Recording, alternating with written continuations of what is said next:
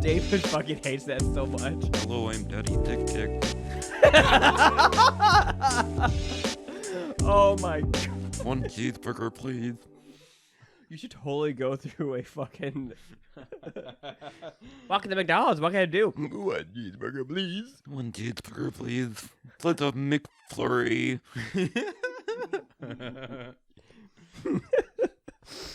Oh my god.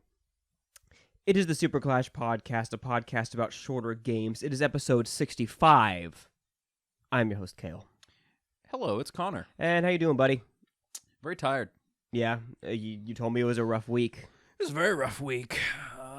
Super busy. Hadn't had a lot of time to do stuff. Though I will say it's had its ups and downs, you know. Yeah, it just felt long for me. We got some Halloween decorations this week. Yeah, I remember you getting those because we ran into each other at Target. We just can't get away from each other. I know. We're just attracted that way. I know. I don't like the way you said that. That wasn't intentional, but... But, yeah, we got some... before we met up with you guys, and then we got some when we met up with you guys, and then got some today. So I think overall, unless we find something like totally must-have, we pretty much have everything we want. Yeah. We did a little bit of Halloween shopping right when Michaels was coming out with their stuff. So we just got very basic stuff. We got a couple vials and evil scientist looking stuff. They're cool. And we also just, on top of that, just got some fall theme stuff like some pumpkins and some towels and everything. So we might start getting actual Halloween stuff pretty soon.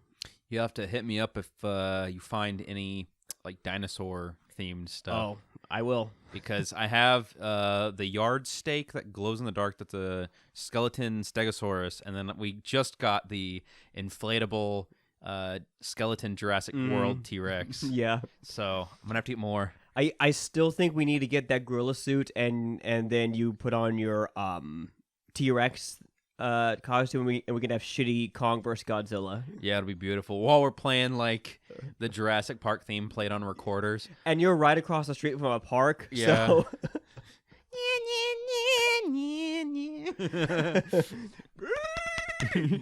Monkey. Who will win in a fight? Radioactive lizard that can shoot radiation, or monkey? Monkey would lose. Well, there's a reason why Godzilla is the king of the monsters. Yeah.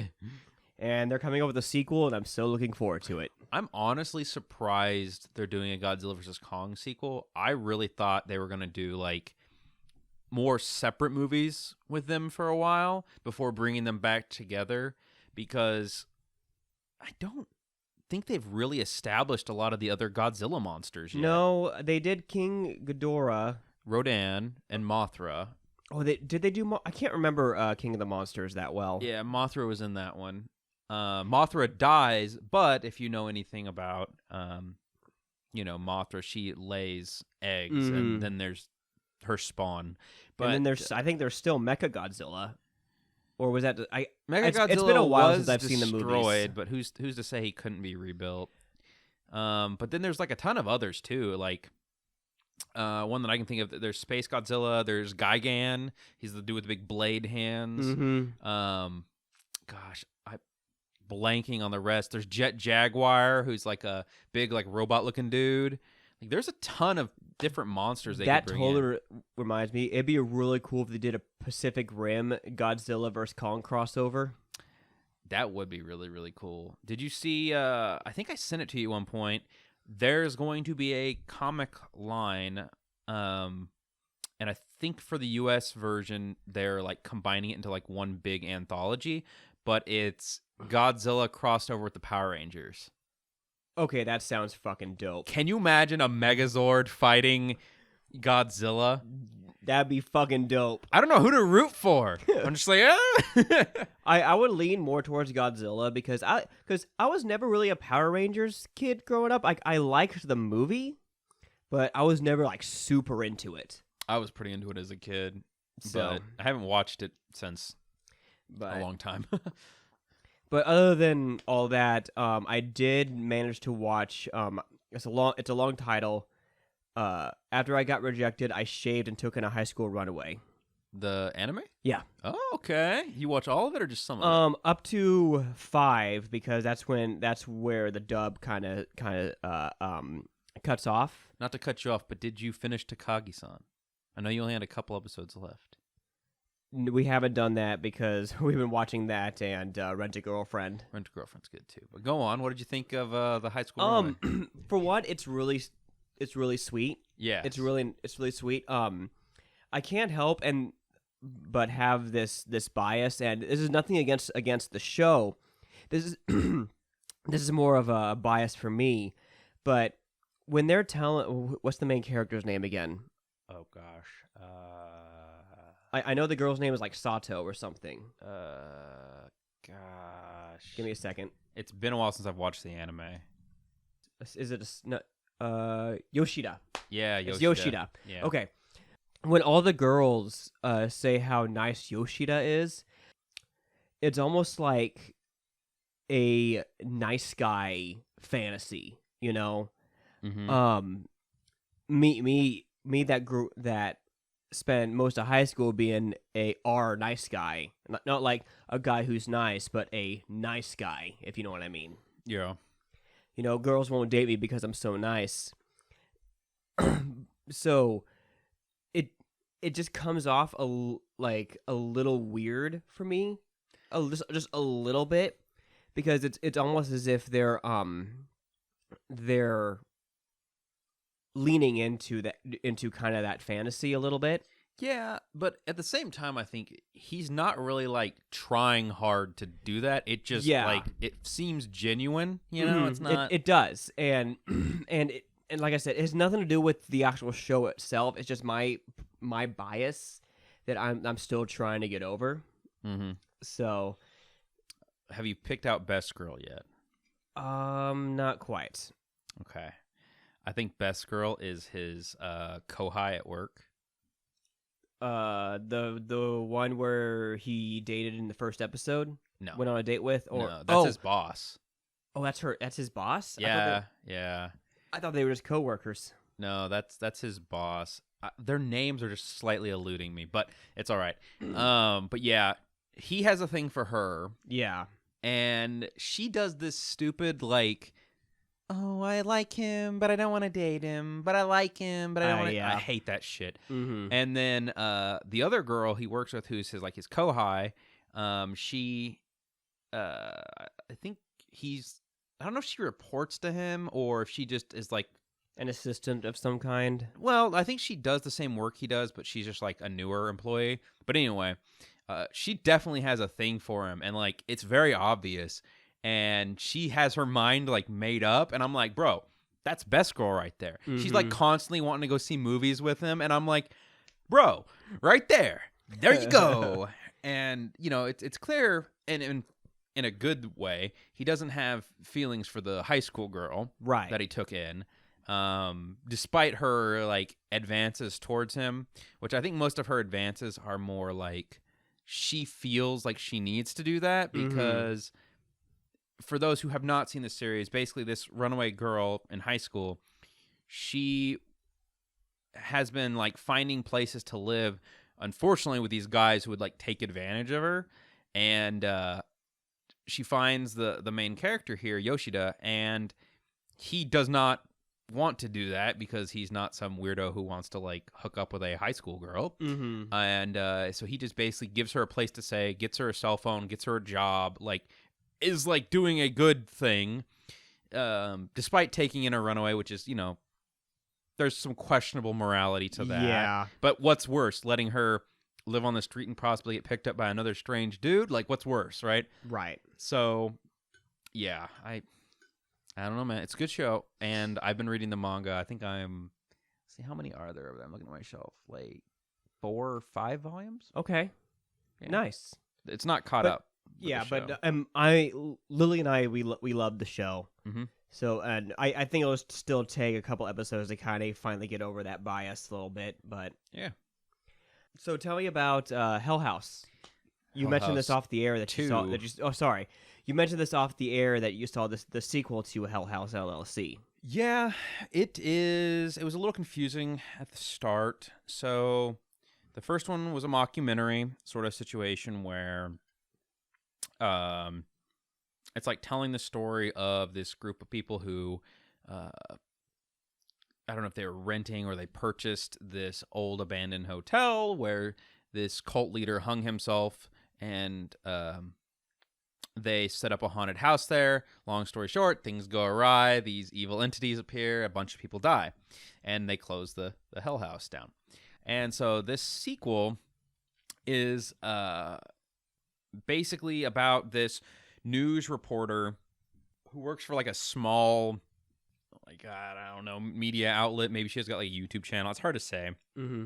But she wants to get one of the people, one of the survivors of the Hell House, to go back there so that she can try to solve the mystery of why people were murdered. So while that's happening, the reason I said it's confusing is there's an entirely different like media company that's interviewing these people that takes place before the beginning of the movie. Like it flips back and forth, and there's like two different interviewers at different times. It's very confusing at times, but I don't know how much to say without spoiling it. But you would imagine they go back, and most, if not all of them, don't make it out from going there. And there's apparently a third one. They're all Shudder exclusive, I think. Okay. So I'm tempted to watch the third one just because I'm in this deep now, you know? Because I'm in too deep. Yeah. And I'm trying to keep Yeah. up above in my head. Are you going to keep going, or? No. Okay, good. Instead of going under. And just like that, Connor leaves. You just hear my mic disconnect. Oh, man. So tonight we're discussing Dollhouse and A Winter's Daydream. But before we get into that, Connor, let's get physical. Do we have to? Oh, we gotta get very physical. I don't know, man. We gotta get in shape. For what? Episode 69. Okay, you're right. We do gotta get in shape for that. Okay. Yeah, All right. yeah, we got 4 more episodes to go. Alrighty, we got a 4 weeks. considerable number here. Okay. Of games. So the first of which is the Teenage Mutant Ninja Turtles Cowabunga Collection. It's $40 on PS4, PS5, Xbox One, Series X, and Switch. The Cowabunga Collection brings together 13 classic TMNT games by Konami. Gamers and TMNT fans alike can experience these nostalgic and popular games on a modern console, complete with a fantastic set of new quality-of-life features. A limited edition is also available for $150. It includes the base game, cloth poster, multi-layer acrylic diorama, enamel pin set, and a set of 12 translucent character trading cards. Oh, and a 180-page full-color art book. Releases August 30th. Nice. Yes, sir. And the next one is Prinny Presents NIS Classics Volume 3, La Pucelle, Ragnarok, and Rhapsody, A Musical Adventure. This is $60, it's only on Switch. Discover the world of La Pucelle Ragnarok as it makes its North American debut. This action-packed RPG is loaded with tons of... I scroll all the way to the bottom trying to dismiss a text message. Gosh dang it. This action-packed RPG is loaded with tons of extra content, including new scenarios, new recruits, and a whole gang of DLC characters, in addition to a new voice cast, new music, and quick travel. Very weird way to say fast travel. Mm-hmm. Dive back into NIS roots and experience a game that laid the foundation for the beloved Disgaea series with Rhapsody, a musical adventure. Sharper graphics and updated image optimization brings this classic title into the present. Plus, each physical copy includes the soundtrack and art book at retail. Experience a part of NIS history with this delightful combo pack. Releases August 30th. Good job. Nice. That was catch beautiful. there. Thank you. I'm very proud of that. Yeah, I'm so proud of you. You didn't stumble over your words that much. Just put me under pressure. I'll be like, All right, you're doing the rest of it now. what's that letter? The next one, Destroy All Humans 2 Reprobed. It's $40, available on PC, PS5, and Series X. Crypto is back with a license to probe. The alien invader returns groovier than ever. Experience the swingin' 60s in all of its chemical-induced glory, and take revenge on the KGB for blowing up your mothership. You'll have to form alliances with members of the very species you came to enslave. A Dress to Skill edition is available for PC for $55. It includes the base game as well as the following saucier extra items, such as the Reprobed Skin Pack, Reprobed Challenge Accepted DLC, Reprobed Official Orchestral Score, and Reprobed Digital Art Book. Wow, that was a tongue twister. Yeah. A Second Coming edition is available for $400. Jesus Christ. It includes a Crypto statue, Arc Wobbler statue, embossed metal plate, art book, and orchestral score CD. Releases August 30th. Damn. 400. That's about as much as a console. It's THQ is known for putting out these like uber expensive collector's editions that I often see on the shelves for years. So I don't know why they keep thinking that. Give it a couple of years, you'll probably get that statue on its own for like $70. Yeah, exactly. I'll wait for it to get at least like down to like $50 and be like, yeah, I'll buy that, sure. Yeah, sure. But all right, next one. You're excited for this one. Mm-hmm. The Last of Us Part 1, $70, only on PS5. Relive the beloved game that started it all, rebuilt for the PS5 console. Experience the emotional storytelling and unforgettable characters in The Last of Us, winner of over 200 Game of the Year awards. In a ravaged civilization where infected and hardened survivors run rampant, Joel, a weary protagonist, is hired to smuggle a 14-year-old Ellie out of a military quarantine zone. However, what starts as a small job soon transforms into a brutal cross-country journey. Includes the complete Last of Us story and celebrated prequel chapter Left Behind, which explores the events that changed the lives of Ellie and her best friend Riley forever. The Firefly edition is available, sold out currently, direct from the PlayStation Store. It's $100 and includes a steelbook, 4 comic books, and early unlocks. I'm really excited to see what new or like what mechanics in Last of Us Part 2 is going to be on this one, because especially like when Last of Us 2 introduced prone and you can crawl under beds and cars, that totally changed how the stealth mechanic works. Yeah. I don't know if there's going to be tall grass in the remake or anything, but I'm really excited to see what changes are going to be made in it. Plus, Last of Us 2 already looks amazing on PS4 and PS5. If this is built specifically for the PlayStation 5, it's got to be even higher fidelity. Oh, yeah, for sure. So I'm really excited to see, because I know Naughty Dog is currently working on a new project right now, and they've always utilized the entire power of the PlayStation console. All their console games look great. I want to see what a Naughty Dog game looks like in 3 years from now. Oh, yeah. Like, can you imagine one even at the tail end of the PS5 life cycle, how good that would look? Like, I remember playing The Last of Us originally on PS3, and for the PS3, that was like mind-blowingly good looking, and still not bad looking. Like, it's starting to show its age just a little bit. Yeah, and even the PS4 one is starting to show its age just a little bit, because the remake for the PlayStation 4 came out at the beginning of the PlayStation 4 generation. Yeah, by no means does it look awful. Yeah. Also, that game releases September 1st. Yes. I don't like how it's $70, but what can you do? Yeah, part of me thought it should be around like the $40 mark, but if they're putting in extra effort to make it look good and have new mechanics, I guess I can kind of understand. Yeah. Some people are angry that the multiplayer isn't included in it, but we're on the show. Who gives a fuck about competitive multiplayer? I genuinely wonder how many people play Last of Us for the multiplayer. Like, it's gotta be a small margin, right? But continue. I'm sorry. Anyway, the next game is Lego Brawls. It is $40 on PS4, PS5, Xbox One, Series X, and Switch. It's a Lego Battle of the Ages. Lego Brawls is a lighthearted, casual, competitive video game the whole family can enjoy. Lego Brawls is the first team fighting action game set in the Lego universe. Build your own minifigure hero and brawl to the top in this multiplayer brick-bashing platformer inspired by iconic Lego sets. Battle solo or with family and friends. Collect minifigures and power-ups. Combine them to create your ultimate brawler.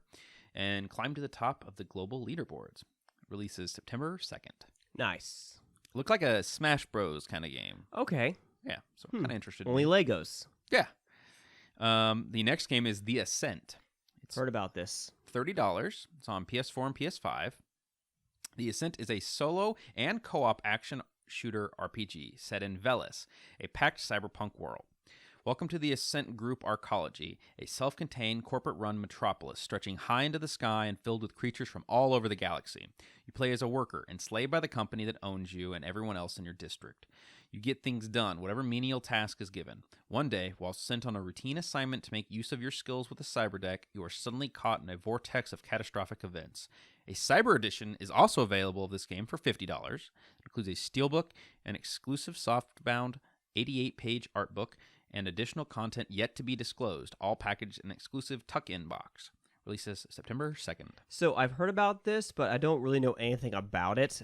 Is it kind of like a Left 4 Dead style game, or is it just like its own like shooter with its own mechanics? And You know, I've been trying to purposefully stay blind on it. I've heard good things, so I plan to get it, but I want to stay blind going into it. okay, So yep. The next two are both it's only $30. So I'm sorry, Yeah, it's not a bad price. Yeah. And for $50, you get the steel book and everything else. So that's probably what version I'm going to try to get. Yeah. So the next two are limited run games.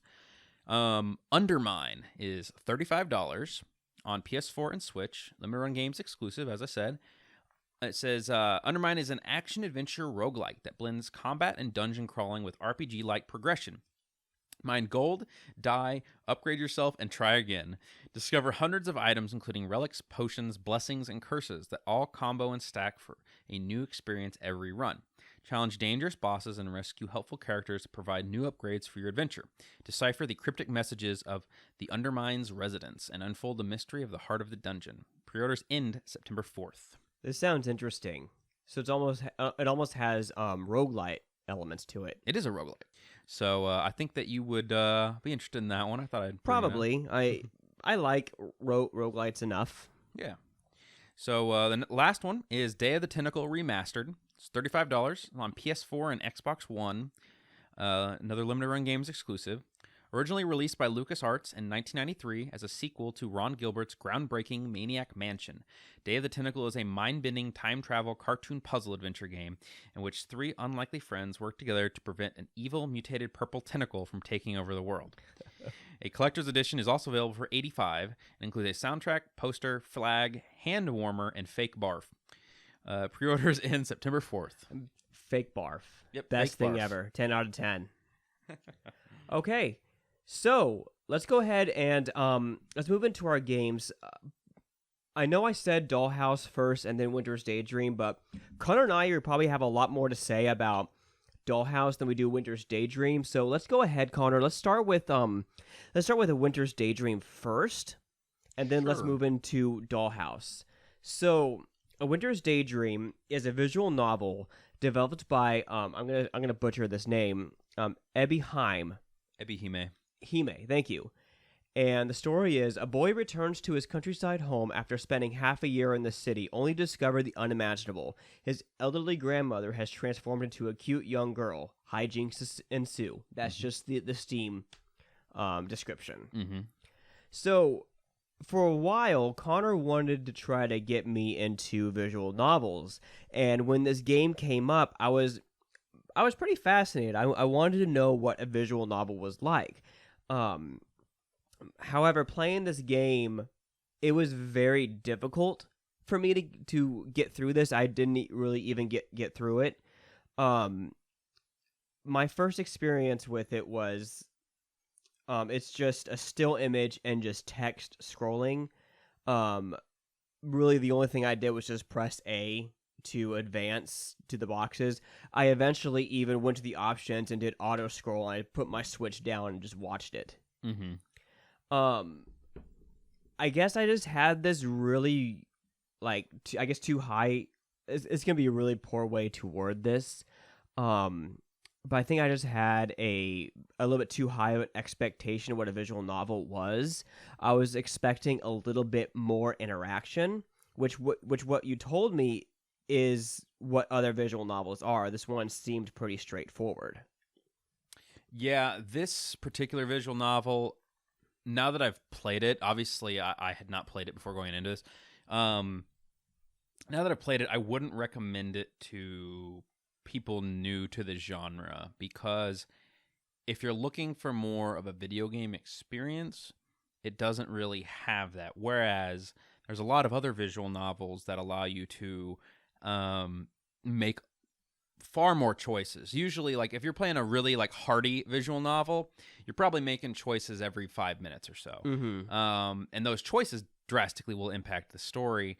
And also, in a lot of other visual novels, the characters are not like necessarily animated, but they're changing poses, they're changing their expressions. Yes. It's very much like a manga in a lot of other ones, where they're reacting. Mm-hmm. And we had the discussion off the air where you asked me, well, what was the issue with this one, whereas you can get through manga just fine. And my response was, as you said, with the manga you have multiple panels that, like, the angle of the camera, or whatever you want to call it, changes.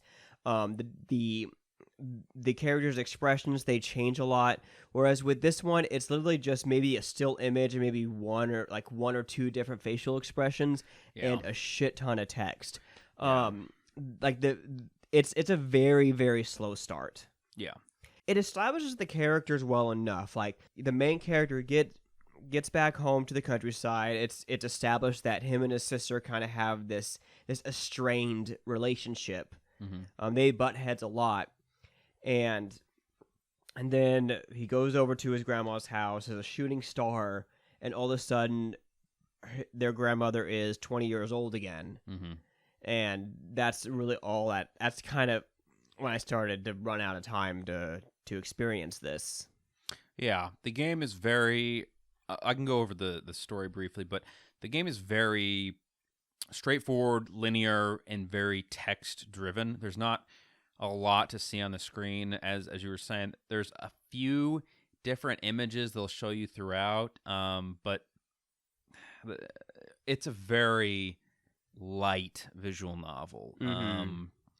But the story takes place in a small town fairly far from Tokyo, and this town is essentially a ghost town because all of the population is either died off over time or has moved into the big city. So a lot of the town is run down and empty. And this is where his grandmother lives by herself because in the past year her husband passed away. So the main character, Yu. Why you? Yes, Yu.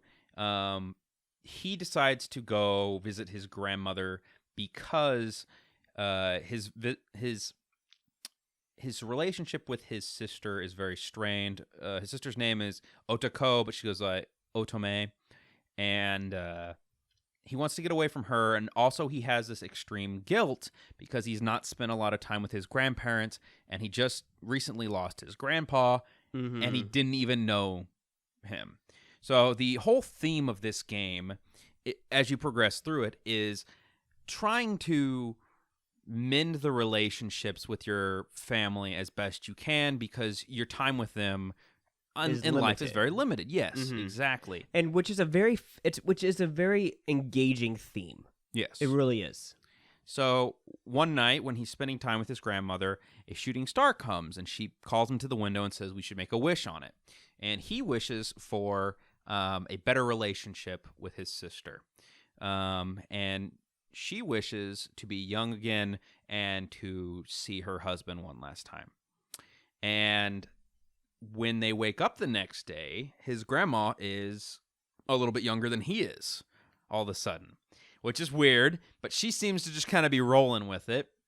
And now that she's younger and more able to do things, she wants to like go out, go shopping, go to a cafe. She wants to purchase a kimono and go to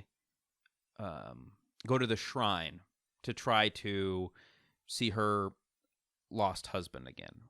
So he spends all day with her, ends up buying a gift for his sister and to try to mend things. And then they have an altercation with the sister when they run into her at a like a dessert shop, it seems like. And they end up leaving on really bad terms, essentially. And so they go back, they go to the shrine, and at the shrine, his grandmother kind of breaks down and is like, I don't know why I brought you here, maybe it's my time to go, maybe the world has left me behind, kind of thing. And it's really heartbreaking. And I want to leave some for anybody who wants to play this. So things end up taking a turn for the better. They return home. They feel like they have a much stronger family relationship. He feels like he's got to know his grandmother, and by proxy of hearing the stories about his grandfather, he kind of got to know his grandfather a little bit better. Mm-hmm. And the game kind of ends on that. However, there's a post-credits section of the game, I should say, where he goes back and you get to see his interactions with his sister and figure out whether or not his wish came true with her. So nice. Yeah.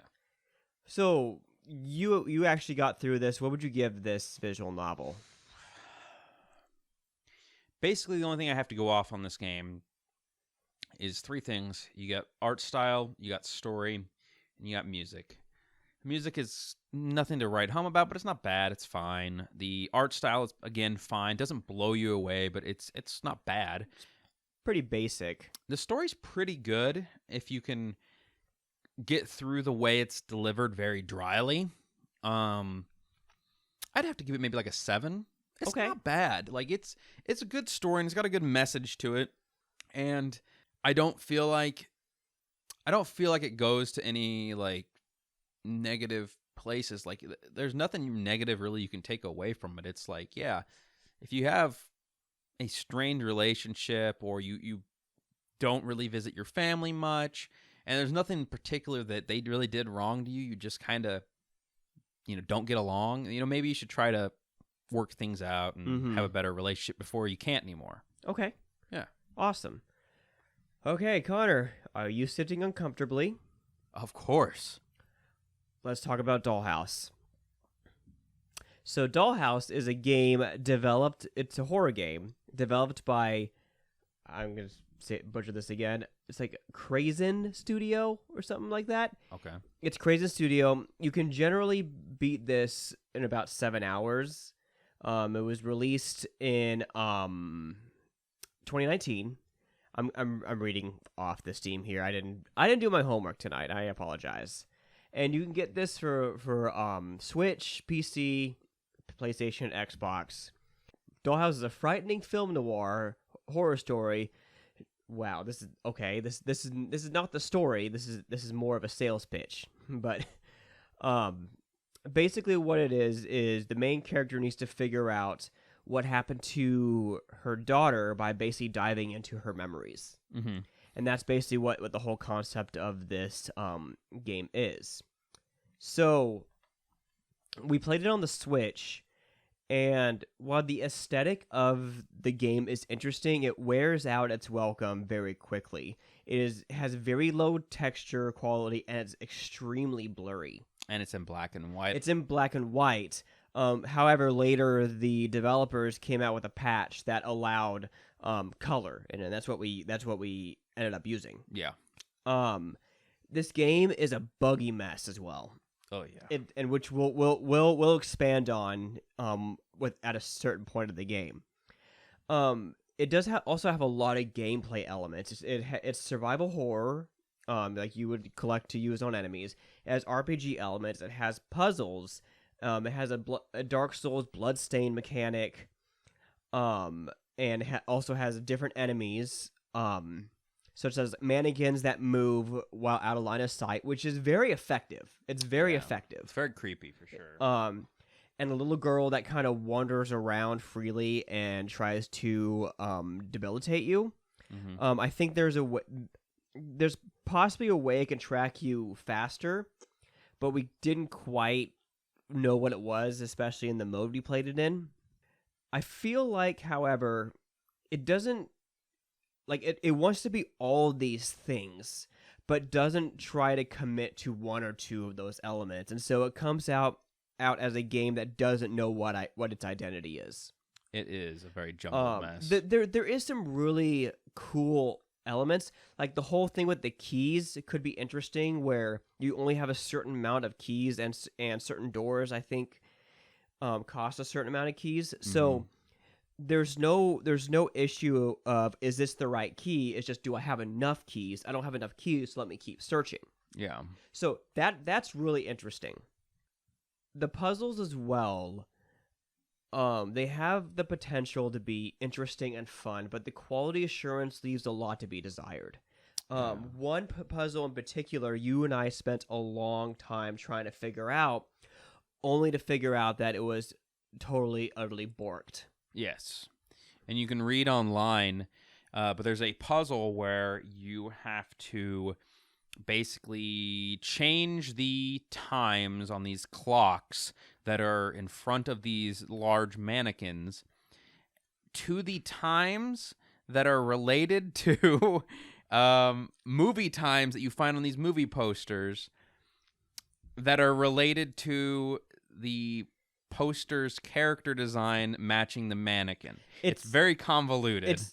So you had the mannequin wearing the dress, and you have to try to find the poster of the said dress with the title. Then you have to go to the time sheet and see what time, and then it's a very interesting puzzle. If it worked, like in any other functional puzzle game, this would be a very fun puzzle to figure out. Yeah. The issue with that is, one, it's a buggy mess. Two, navigating the 3D space is almost impossible because there's no landmarks to kind of figure out where you are. You end up just going around in circles. There is a mechanic where you can draw chalk on certain places to help you navigate, but you have to find chalk in the world. I really think that should have been something that's unlimited. Yeah. And the issue for us was that one of the posters that we needed was just not populating. We just had repeats of the same posters. So we figured out 3 of the puzzles, and then on the 4th one, we just spun the clock around until it hit the right time. Well, even then, one of the dresses that the mannequin was wearing wasn't really even the proper dress. Yeah, it didn't match. So on top of these buggy puzzles and the issue with navigating the space, another issue comes if you're playing with enemies, with the mannequins. There are way too many in the levels. Like, there's probably a mannequin every 15 feet. Yeah. And so you're constantly under a threat of basically getting your neck snapped by these mannequins. And I read online that a lot of people were finding this frustrating, because when you're trying to solve a puzzle, that all of a sudden your neck gets snapped and you're forced to go back and try to find your blood stain to get all your items back while navigating an impossible 3D space. Yeah. If the game were not so clunky and the puzzles not so challenging, you would just have a horror game where you had to navigate around these things that move when you're not looking at them. That's tough enough on its own. But trying to deal with the game's bugs, the challenge of the puzzles themselves, and the fact that the controls just kind of suck in this game, it's not a fun experience. No, it's not. I could tell we both felt like, I don't want to play this anymore. Like, no. We got maybe a third of the way through the game and we're just like, no. Like, it was not fun. And there's even a way, I will give it to its credit, it does have a way to play the game with no enemies attacking you. You can have all of your skills already unlocked, and you can even put it in like a color mode. However, even with all of these accessibility settings in there, it still wasn't fun when we turned those on. No, it wasn't. And to add on to that, they also have 2 more mechanics in this game that I think was by far the worst and the most confusing, and that's the script editing, where you had to edit a literal like movie script, and you have to insert these sentences properly into a script, and then like submit it. It was poorly explained of what it is, and it appears to be in broken English, and they never really established that. There was never really a training script to kind of show you how it works, and so when you and I were reading the script, it's like, okay, well, this seems to make sense here. Wait, no, it doesn't. What about this? No, like none of it seemed to make sense, and we was like, whatever. We just insert it and see what happens, and we would win without knowing exactly what made us win. Yeah, it's I don't know what would make this game better. Like the sad thing is with a lot of games that you have issues with, you look at them and you're like, well, if they just fixed this or if they just changed this. But this game has so many flaws and it's trying to be so many things at once that you pretty much just have to throw it all out and start again. Yeah. Like there's a few little good things here and there, but it's so overwhelmed by negatives that it's like, Yeah. I would not recommend this game to anyone. And I haven't even finished explaining the mechanics. There's still that film editing mechanic. Oh, I don't even. Yeah. So again, this one is very poorly explained, and what it is you have to. I can't even explain what the objective was. It's like you have to like put it in a certain order. And it's not like you're making a story because they don't flow together. No. There's just random scenes that you put in an order, and then good or bad things happen. Yeah. It just there. I couldn't make heads or tails of this. It was basically what it was. It was like it was a slideshow of what to do, like basically the controls of what to do, and then that's it. Yeah. So like this game was. I don't want to say that this game is okay. It is shit, but I can tell that the developers worked hard in trying to make this game. I just didn't think they had the talent enough to be able to make all these things flow together really well. Like for example, the mannequins were my favorite mechanic. That is extremely effective, and it is horrifying. I think what needs to happen with that, though, is that they need to break it down to have like one or two mannequins in a level, and then like one if you see them, once you get far enough away, they despawn, but then spawn somewhere else. Having you have to check your back or walk backwards consistently takes away from the other mechanics of the game. Yeah. The early SCP game did this very well with SCP-173 to where, like, for those who don't know, by some chance, SCP-173 is a creature, statue, basically, that will move when not in line of sight. How they did that in the game was, if he's in front of you and you blink or look away, he'll move, but if you move backwards into a room and get far enough away, like enough rooms over, he basically just despawns, and he'll pop up somewhere else. Yeah. And also, I think the wandering little girl, I think would work if there was some way to where you can lose her as well, because she'll just turn up. Yeah. There's no way to really know when she's getting near. There needs to be maybe like a sound cue of some kind when she's getting near, which tells you to hide or run. She just kind of floats through doors and walls too. Yeah. The traps don't really bother me that much. I think if you were able to navigate 3D space a little bit better, the traps wouldn't matter that much.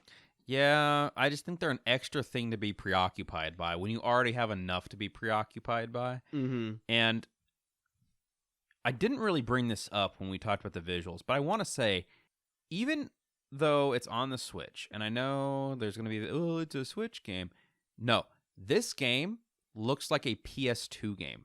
I don't understand the choice to make it like this. Was this just the best they could do? Or did they intentionally want to make it look like a PS2 game? And if so, why? It doesn't look good. It looks bad.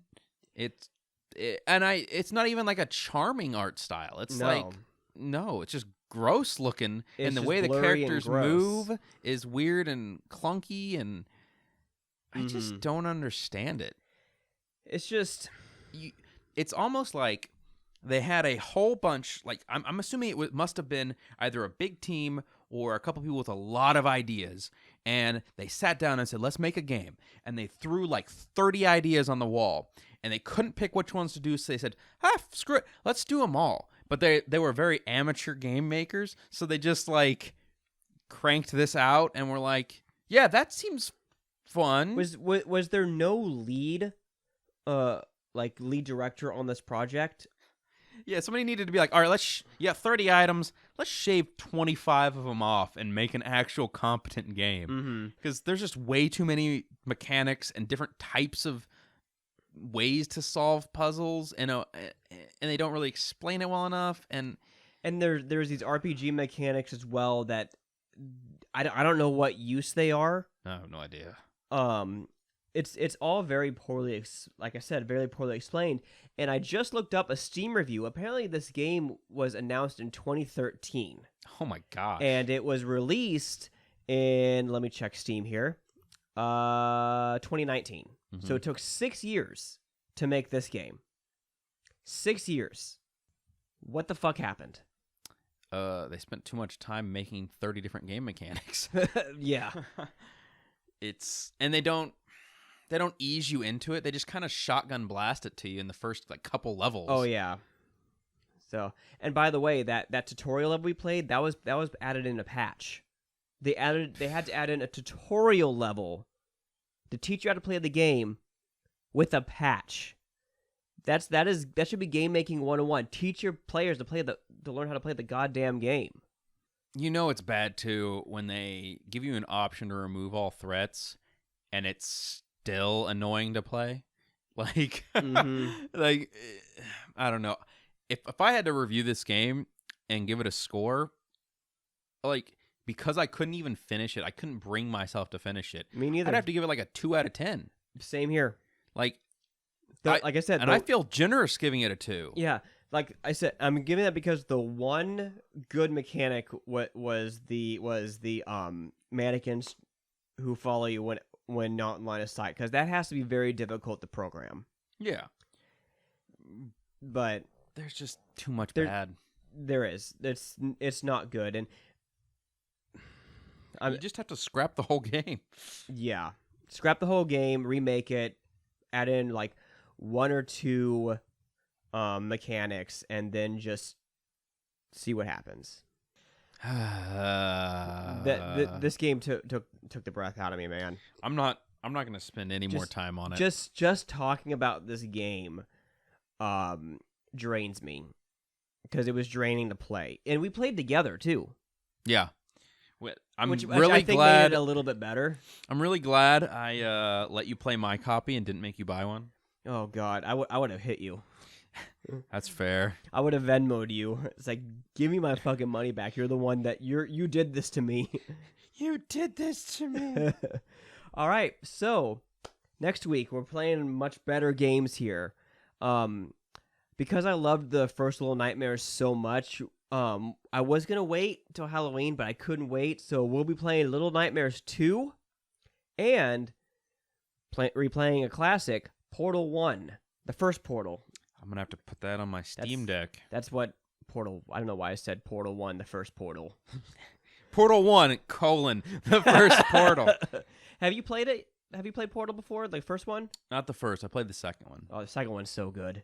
Yeah, that's what everybody said. And when I would ask, like, should I play the first one? Like, just play the second one. So is this one as good as the second one? It's much shorter because it was designed as just like an experiment to see how people react to it. So it's only about 3 hours long. Okay, not bad. But still really good. The puzzles are still very memorable, and the mechanic is still there. It's very basic mechanics. It's just put portal there, put portal there. Because in Portal 2 they really expanded on what you can do. Yeah. So, but at the same time, I was kind of having a little bit of issues because Little Nightmares, I think, is only about 6 hours long, and all the other games I had on my list was like 6 hours or longer. Yeah. So I was like, okay, well, Portal 1. Why not? Yeah. So, I mean, I'm fine. I haven't played it, so there you go. New to me. awesome. Should we maybe talk about replaying or playing Little Nightmares together again, or What are you talking about? because we played Little Nightmares together, the first one. I assumed we were going to play this one together. Okay. Well, awesome. Okay, guys. Well, thank you so much for listening. Like and subscribe if you like the show, or if you don't like the show, tell your friends anyway. Maybe they'll like it. And we also have a merch store now. We do have a merch store. Go ahead and make that plug, Connor, since you're the one that created it. It is a bonfire store, and we will go ahead and include the link to the shop in the video description, or not video description, the show podcast notes. description, but also on the YouTube channel. It'll be in the video description too, hopefully. And so we have T-shirts, we got baseball tees, raglan tees, hoodies, tank tops, and keep an eye out because we are going to probably have some Halloween merch coming up around October. Spooky merch. Spooky merch, yes. Spooky merch. All right, guys. Thank you for listening, and we'll see you guys next time. Bye-bye.